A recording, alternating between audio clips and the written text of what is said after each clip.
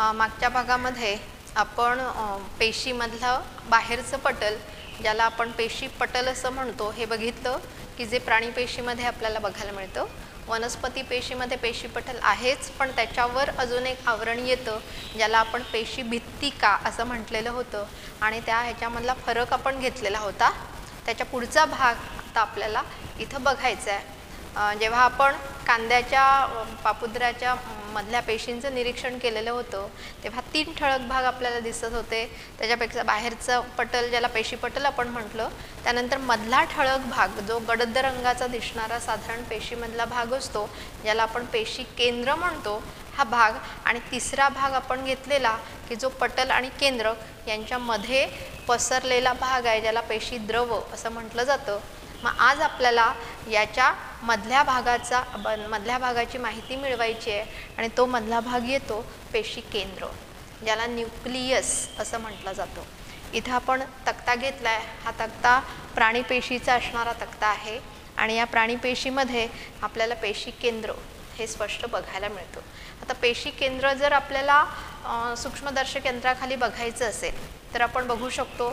एकतर कांद्याच्या पापुद्र्यामध्ये आपण असा ठळक भाग बघितलेला होता, किंवा आपण आपल्या पेशीमधून सुद्धा पेशी केंद्र बघू शकतो. त्यासाठी पुस्तकामध्ये एक लहानसा उपक्रम दिला आहे की आपल्या गालाचा आतमधला जो भाग आहे तो साधारणपणे चमच्याचा साहाय्याने थोडासा असा करून जर तो येणारा चिकट द्रव किंवा द्रव हा काचपट्टीवर आपण ठेवला आणि त्याचं निरीक्षण केलं सूक्ष्मदर्शक यंत्राखालून, तरीही आपल्याला त्याच्यामध्ये हा भाग ठळक दिसतोय. आता पेशीमधले जर भाग ठळक दिसायचे असतील तर अजून एक प्रकार आपण करू शकतो की जो पापुद्रा आपण घेतला आहे कांद्याच्या आतमधला असणारा पापुद्रा, त्याच्यावर आपण आयोडीनचं द्रावण टाकू शकतोय किंवा सॅफ्रेनिनचं द्रावण टाकू शकतो किंवा मिथिलीन ब्ल्यूचं द्रावण आपण टाकू शकतो. हे टाकण्याचं कारण काय, तर जेव्हा आपण असं हे द्रावण टाकतो त्या काचपट्टीवर ठेवलेल्या द्रवपदार्थामध्ये, तेव्हा त्या पेशीमधले जे सगळे भाग आहेत ते सगळे भाग वेगवेगळ्या रंगाने स्पष्टपणे आपल्याला दिसू शकतात. मग जेव्हा आपण असं निरीक्षण सूक्ष्मदर्शक यंत्राखालून बघतो तेव्हा आपल्याला पेशीमध्ये गडद रंगाचा ठळक असणारा साधारणपणे मध्ये असणारा एक भाग दिसतो ज्याला आपण म्हणतो पेशी केंद्र. इथं आपण जो तक्ता घेतला आहे त्या तक्त्यामध्ये सुद्धा हा भाग आपल्याला इथं स्पष्ट दिसतोय. हा भाग इथं आपल्याला दिसतोय ज्या भागाला इथं म्हटलं आहे न्यूक्लियस, याचा अर्थ हे पेशी केंद्र आहे. बरं, इथं आपल्याला पहिला भाग जो आपण बघितला तोही भाग आपल्याला इथं दिसू शकतोय. हे बाहेरचं असणारं पटल आहे. हे बाहेरचं जे पटल आहे ज्याला आपण म्हटलेलं होतं पेशी पटल, त्यामुळे पेशी पटल पण आपल्याला दिसतं. हे जे केंद्रक आहे, हे केंद्रक कसं आहे, कशी रचना आहे केंद्रकाची बघा. साधारणपणे पेशी केंद्र घेतलं आपण तर गोलाकार किंवा लंबगोलाकार असणारा हा भाग आहे. हा जो भाग आहे याचा सगळ्यात बाहेरच्या पटलाचा भाग घेतला तर इथं दुहेरी पटल दिसतं. 2 पटल इथं दिसत आहेत, दुहेरी पटल दिसतं. आणि हे जे बाहेरचं असणारं पटल आहे ज्याला तिथं म्हटलं जातं केंद्रक पटल, त्यामुळे केंद्रक पटल हे दुहेरी असणारं आवरण जे आपल्याला केंद्रकामध्ये बघायला मिळतं. आता केंद्रक पटलाचं जर तुम्ही निरीक्षण केलं तर ते सलग नाही आहे, तर केंद्रक पटलाच्या मध्ये अशी जागा, मोकळी जागा असणारी दिसते. म्हणजे केंद्रक पटलामध्ये लहान लहान छिद्र आहेत. आता ही छिद्र कशासाठी आहेत किंवा काय कार्य आहे त्या छिद्रांचं, तर या छिद्रांचा उपयोग जर आपण घेतला तर हा जो पेशीमधला बाहेरचा भाग आहे ज्याला आपण पेशी द्रव म्हणतो, याच्यामधले घटक केंद्रकामध्ये किंवा केंद्रकामधले घटक या छिद्रामधून बाहेर हे नेले आणले जाऊ शकतात. त्याच्यासाठी ही जी छिद्र आहेत ही छिद्र महत्त्वाची असणारी अशी आहेत. त्यामुळे दुहेरी पटलाचा भाग येतो ज्याला म्हटलं जातं केंद्रक पटल. त्यानंतर मध्ये हा भाग येतोय. हा जो भाग आहे या भागाला इथं म्हटलं जातं केंद्रकी. त्यामुळे केंद्रकीचा भाग पण इथं आपल्याला या पेशी केंद्रामध्ये बघायला मिळतो. त्यानंतर इथं हे भाग दिसत आहेत जे साधारणपणे दोऱ्यासारखी रचना असणारे आणि ही दोऱ्यासारखी रचना असणारे जे एकमेकांमध्ये गुंतलेले असे भाग जे केंद्रकामधले महत्त्वाचे असणारे भाग आहेत, ज्या भागांना इथं म्हटलं जातं रंगसूत्र. आणि ही जी रंगसूत्र आहेत ही रंगसूत्र DNA पासून बनलेली आहेत किंवा ती प्रथिनांपासून बनलेली आहेत. म्हणजे रंगसूत्र DNA आणि प्रथिनांपासून बनलेली ही आपल्याला बघायला मिळतात. मग या रंगसूत्रांचं महत्त्वाचं कार्य काय येतं, तर या रंगसूत्रांचं महत्त्वाचं कार्य पेशीच्या विभाजन क्रियेच्या वेळी महत्त्वाचं येतं. पेशीची विभाजनाची क्रिया, विभाजन होणं म्हणजे काय, तर जी एक पेशी आहे त्या पेशीमध्ये विभाजन होऊन त्याच्यापासून दोन पेशी तयार झाल्या, दोन पेशी तयार झाल्या म्हणजे पेशींची संख्या वाढली. हे जे पेशी विभाजन आहे, या पेशी विभाजनाच्या वेळी रंगसूत्र महत्त्वाचं कार्य करतात. काय होतं इथं, तर ही जी रंगसूत्र आकाराने लांब असणारी दोऱ्यासारखी रचना असणारी आहेत, जेव्हा त्या पेशीचं विभाजन होणारं असतं तेव्हा ही लांब असणाऱ्या दोऱ्यासारखी जी रंगसूत्र आहेत ती आकारानं लहान होतात, म्हणजे ती आखूड बनतात आणि जाड होतात. आणि जेव्हा ती आखूड बनतात आणि जाड होतात तेव्हा मग त्यांना म्हटलं जातं गुणसूत्र. त्यामुळे रंगसूत्र विभाजनाच्या वेळी गुणसूत्रांमध्ये रूपांतरित झालेली दिसतात. आणि ही गुणसूत्र जर आपण घेतलं तर गुणसूत्रांमध्ये सुद्धा DNA आहेत, प्रथिन आहेत. म्हणजे गुणसूत्रसुद्धा DNA आणि प्रथिनांपासून बनलेली आहेत. यांच्यामधला DNA मधला जो कार्य करणारा भाग आहे, ज्या कार्य करणाऱ्या भागाला आपण म्हणतो जन्यू किंवा आपण ज्याला म्हणतो जीन्स. आणि हे जीन्स महत्त्वाचे आहेत की एका पिढीतून दुसऱ्या पिढीकडे, म्हणजे पालकांकडून मुलांकडे जे काही अनुवंशिक घटक किंवा अनुवंशिक गुणधर्म जे संक्रमित केले जातात एका पिढीतून दुसऱ्या पिढीकडे, हे संक्रमित करण्यासाठी हा गुणसूत्रांचा भाग किंवा त्याच्यावर असणारा हा जन्यूचा भाग किंवा जीन्सचा भाग हा महत्त्वाचा असणारा असा भाग आहे. त्यामुळे ही रंगसूत्र, जी रंगसूत्र या पेशी विभाजनाच्या वेळी ही महत्त्वाचं कार्य करताना ही आपल्याला दिसून येतं. त्यानंतर हे जर केंद्रक आपण घेतलं तर हे केंद्रक पेशीमधलं महत्त्वाचा असणारा भाग येतो. काय करतं ते, तर हे जे केंद्रक आहे हे केंद्रक ज्या क्रिया त्या पेशीमध्ये रासायनिक क्रिया ज्या घडत आहेत त्या रासायनिक क्रिया कशा घडल्या पाहिजेत किंवा पेशी पुढं जाऊन तिची रचना कशी व्हायला पाहिजे किंवा पुढं जाऊन ती काय कार्य करणार आहे, या सगळ्या गोष्टींवर हे जे पेशी केंद्र आहे हे पेशी केंद्र नियंत्रण ठेवताना हे आपल्याला दिसतं. त्यामुळे पेशी केंद्र हा पेशीमधला महत्त्वाचा असणारा भाग हा आपल्याला दिसतो.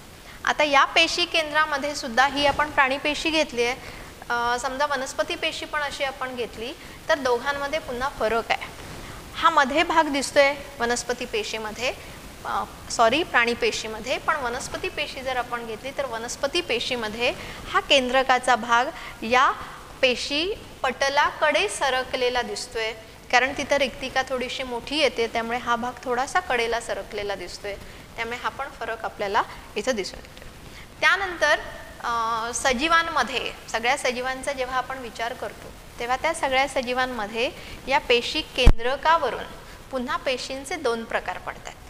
कुठले, तर एकाला म्हटलं जातं प्रोकॅरियोटिक पेशी आणि दुसऱ्याला म्हटलं जातं यूकॅरियोटिक पेशी. त्यामुळे पेशी केंद्र आहे किंवा नाही यावरून मग सजीवांचे असे हे पेशींचे असे हे दोन प्रकार पडतात, प्रोकॅरियोटिक आणि यूकॅरियोटिक पेशी. मग पहिला भाग आपण इथं घेऊया, प्रोकॅरियोटिक पेशी. इथं आपण प्रोकॅरियोटिक पेशी असं घेतलेलं आहे. काय अर्थ होतो याचा लक्षात घ्या. इथं शब्द आलाय पहिल्यांदा प्रो म्हणजे प्राथमिक, कॅरियोट किंवा कॅरियोटिक म्हणजे केंद्रक. प्रोकॅरियोटिक म्हणजे प्राथमिक केंद्रक असणाऱ्या या पेशी आहेत ज्यांना इथं म्हटलं जातं प्रोकॅरियोटिक पेशी. मग उदाहरण म्हणून इथं आपण बॅक्टेरिया, जीवाणू हे घेऊ शकतो की यांच्यामध्ये अशी ही प्रोकॅरियोटिक पेशी आढळते. इथं आपण आकृती काढली आहे. इथं जर तुम्ही बघितलं तर इथं ही जी पूर्ण पेशी आहे त्या पेशीचा मधला भाग जर इथं घेतलात तर या मधल्या भागामध्ये याप्रमाणे असं स्पष्ट पेशी केंद्र दिसत नाही आहे. त्यामुळे इथं स्पष्टपणे पेशी केंद्र दिसत नाही आहे. असं का, तर इथं जर आपण घेतलं तर इथं केंद्रक पटल जे आहे ते केंद्रक पटल नसतं आणि केंद्रक पटल जर नसेल तर केंद्रकाचा भाग आपल्याला स्पष्ट दिसणारच नाही आहे. त्यामुळे प्राथमिक अवस्थेमध्ये असणारं हे केंद्रक असेल इथं, किंवा आपण म्हणू की हे जे केंद्रक आहे ते केंद्रीय अम्लानी बनलेलं असं असेल आणि केंद्रीय आम्लाने बनलेलं हा जो केंद्रकासारखा भाग आपल्याला इथं आढळतो ज्याला म्हटलं जातं न्यूक्लिऑइड. त्यामुळे न्यूक्लिऑइडसारखा भाग इथं आपल्याला बघायला मिळतो. आता याच्या भोवती जर इथं तुम्ही घेतलं तर इथं याच्याप्रमाणे इथं जशी सगळी पेशी अंगकं या पेशी द्रवामध्ये तुम्हाला दिसत आहेत तशी सगळी पेशी अंगकं इथं दिसत नाही आहेत. फारच कमी प्रमाणात पेशी अंगकं इथं असतात आणि त्या पेशी अंगकांना सुद्धा पेशी पटल असेल किंवा त्या अंगकांभोवती सुद्धा पटल असेल असं सांगता येत नाही. त्यामुळे फारच कमी प्रमाणात इथं पेशी अंगकं या प्रोकॅरियोटिक पेशीमध्ये ही आपल्याला बघायला मिळतात. दुसरा प्रकार आपण घेतलेला होता यूकॅरियोटिक पेशी. यूकॅरियोटिक म्हणजे कुठली तर ही आपण सांगू शकतो ही यूकॅरियोटिक पेशी आहे. का म्हणणार याला आपण यूकॅरियोटिक पेशी तर इथं आपल्याला केंद्रक पटलाचा भाग स्पष्ट दिसतोय आणि केंद्रक पटलाचा भाग स्पष्ट दिसल्यामुळे आपोआप केंद्रक सुद्धा स्पष्ट दिसते आणि म्हणून याला आपण म्हणतो यूकॅरियोटिक पेशी. तुम्हाला याच्यावरचे फरक विचारले जातात म्हणजे प्रोकॅरियोटिक पेशी आणि यूकॅरियोटिक पेशी यांच्यामध्ये फरक काय आहे सांगा हा भाग घेतला जातो. पहिला हा महत्त्वाचा फरक तुम्ही इथं सांगू शकताय. बघा लक्षात आला का पहिला महत्त्वाचा फरक. प्रोकॅरियोटिक पेशीमध्ये केंद्रक पटल नसल्यामुळे केंद्रक स्पष्ट दिसत नाही तर त्याच्याऐवजी इथं केंद्रीय आम्ल असतं ज्याला इथं म्हटलं जातं न्यूक्लिऑइड. यूकॅरियोटिक पेशीमध्ये मात्र केंद्रक हे स्पष्टपणे दिसतं त्यामुळे हा भाग येईल. त्यानंतर दुसऱ्या फरकांकडे आपण गेलो तर ही प्रोकॅरियोटिक पेशी जी आहेत त्यांच्यामध्ये ही पेशी अंगकं फारच कमी आहेत किंवा नाहीच आहेत असं आपण म्हणू शकतो.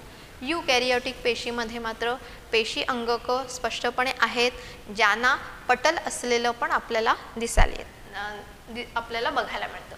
त्यानंतर प्रोकॅरियोटिक पेशीमध्ये अजून एक फरक येतो की याच्यामध्ये गुणसूत्रांची संख्या जी आहे जे आता आपण गुणसूत्र इथं घेतलं ती गुणसूत्रांची संख्या एकच आहे. मात्र यूकॅरियोटिक पेशीमध्ये मात्र गुणसूत्रांची संख्या जास्त असेल. त्यामुळे प्रोकॅरियोटिक आणि यूकॅरियोटिक पेशीमधला हा फरक सुद्धा तुम्ही इथं सांगू शकता. त्यानंतर आकारावरून आपण सांगायला गेलो तर आकारावरून सांगू शकतो की प्रोकॅरियोटिक पेशीचा आकार हा साधारणपणे 1 मिलीमीटर ते 10 मिलीमीटर पर्यंत आहे प्रोकॅरियोटिक पेशीचा आकार. आणि यूकॅरियोटिक पेशी जर आपण घेतली तर तिचा आकार त्याच्यापेक्षा जास्त आहे जवळजवळ 100 मिलीमीटरपर्यंत मोठा असणारा याचा आकार हा आपण सांगू शकतो. त्यामुळे या दोन पेशीमध्ये प्रोकॅरियोटिक पेशी आणि यूकॅरियोटिक पेशीमध्ये महत्त्वाचे असे हे फरक येतात. पुस्तकामध्ये असे फरक आहेत त्याच्यामध्ये तुम्हाला काही फरक लिहायला सांगितलेले आहेत त्यामुळे तो भागसुद्धा तुम्हाला तिथं पूर्ण करायचा आहे. पेशीमधला हा दुसरा भाग इथं येतो जो आपल्याला स्पष्टपणे दिसतो ज्याला आपण म्हटलं पेशी केंद्र. त्यानंतर तिसरा महत्त्वाचा भाग येतो ज्याला आपण म्हटलं पेशी द्रव. मग पेशी द्रव म्हणजे कोणता भाग बघा आता लक्षात आला का. हा केंद्रकाचा भाग झाला हा पटलाचा भाग झाला. या दोन भागांच्या मध्ये हा पूर्ण असणारा भाग हा जो पूर्ण असणारा भाग आहे या पूर्ण असणाऱ्या भागाला इथं म्हटलं जातं पेशी द्रव. मग पेशी द्रवामध्ये आपल्याला काय काय दिसतं इथं तर या पेशी द्रवामध्ये जर आपण पूर्ण बघितलं तर वेगवेगळ्या प्रकारची वेगवेगळी कार्य करणारी वेगवेगळे भाग किंवा ज्यांना पेशी अंगकं असं म्हटलं जातं ही पेशी अंगकं इथं आपल्याला बघायला मिळतात. उदाहरणार्थ इथं बघायला गेलो आपण तर या आंतरद्रव्य जालिका आहेत.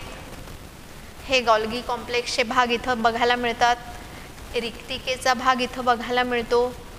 लायसोसोम्स इथं बघायला मिळतात. कलकणूंचा भाग इथं बघायला मिळतो.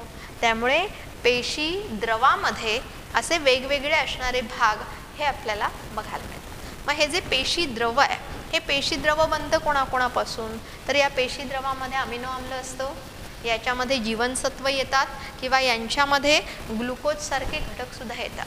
त्यामुळे पेशी द्रवाचा जो भाग आहे जो पेशी द्रवाचा भाग या सगळ्या पदार्थांपासून बनलेला असा भाग जो साधारण द्रवरूप असणारा असा म्हणजे आपण म्हणू की जेलीसारखा असणारा असा हा भाग इथं आपल्याला बघायला मिळतो आणि यामध्ये ही सगळी पेशी अंगकं ही बघायला मिळतात.